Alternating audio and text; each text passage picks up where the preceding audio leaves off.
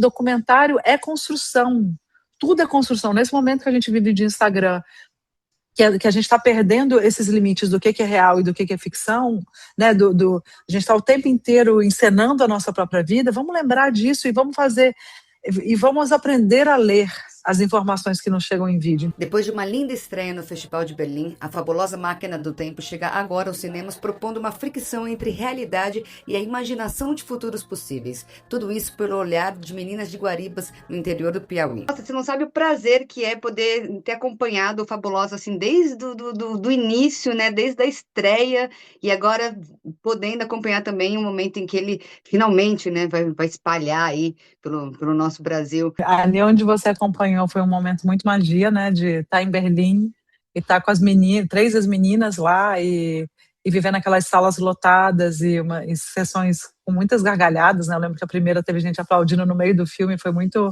tipo aquele momento, ufa, o filme comunica, né? E, tipo, é um filme sobre meninas do sertão do Piauí e ali eu acho que eu entendi que ele era universal. Ele falava de infância, ele falava de vida e de morte, ele falava de temas que estão em todas as línguas, né? Eu acho que ele instiga nesse lugar da imaginação, no lugar do que é isso, se é documentário ou é ficção, né? Que brincadeira é essa que está sendo feita? Teve a sessão que eu acho que foi a mais especial, que foi depois do Tudo Verdade, né? Depois do lançamento brasileiro que cobrava exclusividade, que foi na Praça de Guaribas, né? Guaribas é um município com 4 mil habitantes, espalhado em vários distritos, e para nossa surpresa tinham mais de 600 pessoas vivendo pela primeira vez o cinema na cidade.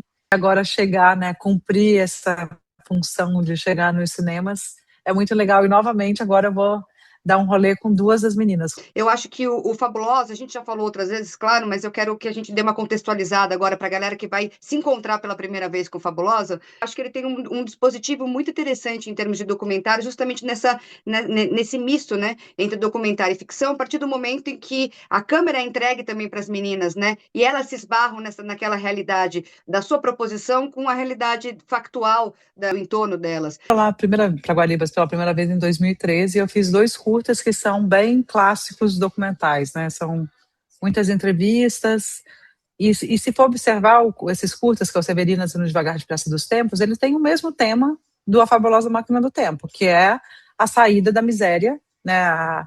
Essa curva, né? Guaribas era uma das cidades com pior IDH do Brasil, se saiu da miséria, ao mesmo tempo que o Brasil saía do mapa da fome, muito associado à Bolsa Família, que ali foi a cidade piloto, só que eu tinha o desejo de que isso fosse debatido de uma forma, que escapasse da polarização política, que é uma polarização política muito empobrecedora do que significa política pública, não é ser a favor ou contra, é como que a gente amplia o direito das crianças de serem crianças, como que a gente amplia o direito das pessoas de comerem, né? Tipo, como que a gente diminui a violência social, tipo, não tem o que discutir, você pode discutir métodos e ampliação, e não cortar coisas que estão indo nesse caminho. E aí eu acho que é muito potente esse debate vir a partir das crianças. Eu sou muito apaixonada pelos filmes que fazem isso, que pegam grandes temas, muitas vezes temas de guerra, e colocam o protagonismo numa criança, porque a gente torce pela criança, a gente quer que essa criança seja, né, vença, seja feliz, saia bem daquilo. Então o desejo, ele parte muito por aí. Mas é um filme sobre a mesma coisa, sobre saída da miséria e início da ruptura do machismo estrutural. São temas muito densos. A gente vai pensando em como fazer isso, então, com as crianças. E o primeiro tem que ser uma troca. A gente não vai lá sugar aquela realidade. O que eu tenho de melhor para dar? O meu amor pelo cinema. Oferecemos uma oficina de vídeo para 15 meninas.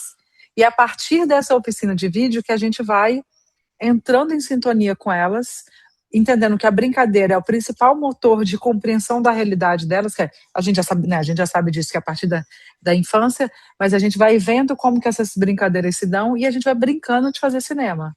Né? Não tinha um desejo de fazer uma cena bem feita, era uma brincadeira de fazer cena. Eu brincava que as meninas iam ganhar o prêmio de melhor pior atriz do cinema nacional, porque elas interpretam péssimo, mas é engraçadíssimo, porque elas são fofas.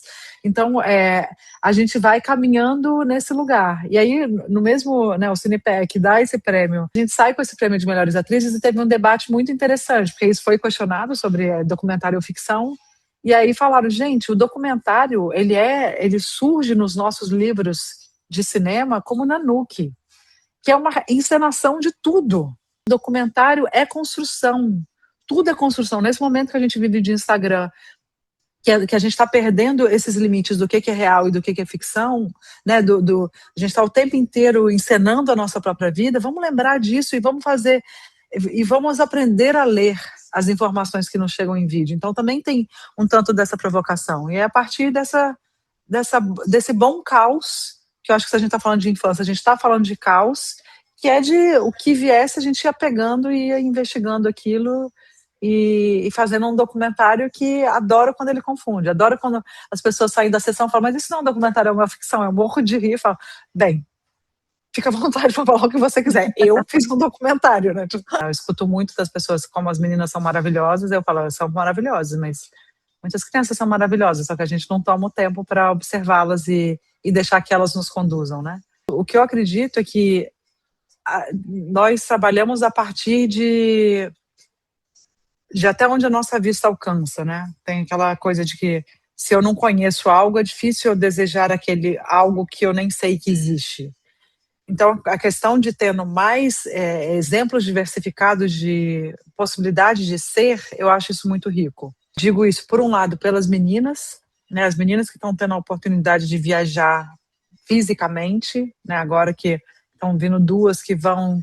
A Alice pode ir para o FICA, né, que foi ali com a mãe, então elas que estão tendo essa oportunidade, que aí eu acho que elas estão vendo pessoas de mundos diferentes dos dela, e isso fala, nossa, eu posso ser igual a Lili, eu posso ser repórter, essas coisas vão nos fazendo pensar de uma forma mais ampla em quem eu realmente sou, né?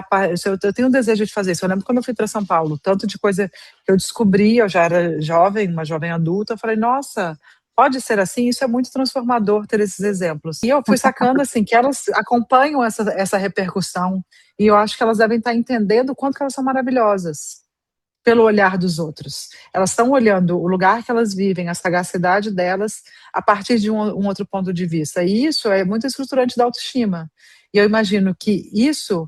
Eu espero que esse filme chegue também em outras meninas sertanejas, em outras meninas de lugares do Brasil que não têm as mesmas oportunidades que meninas de classe média das cidades têm, para que elas consigam ter um espelho, e um espelho com uma visão, com um olhar muito carinhoso, né? Que é o que essas meninas merecem, esse olhar carinhoso, porque elas são fabulosas, né? Então eu espero que isso trabalhe nessa autoestima.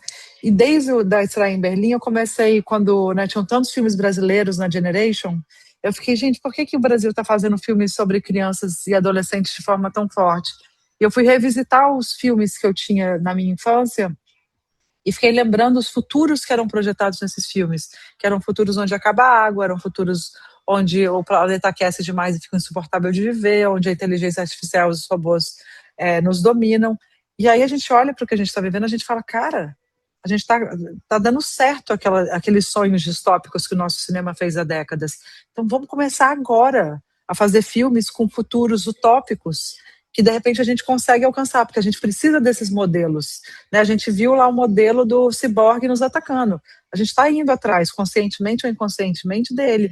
Então vamos lançar luz nesses futuros, para que essas meninas e as próximas meninas tenham futuros em que a gente alcance o que o cinema sonhou, mas que o cinema sonha utopias, não distopias. Então eu sinto que daqui a 40 anos a gente pode refazer essa entrevista e eu vou saber responder ela melhor, mas esses são os desejos, assim, de autoestima e de sonho mesmo.